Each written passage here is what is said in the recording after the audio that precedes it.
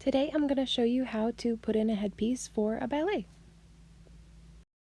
So starting with your hair already in a bun, if you need a bun tutorial, there's already one on the channel. I will link it in the description.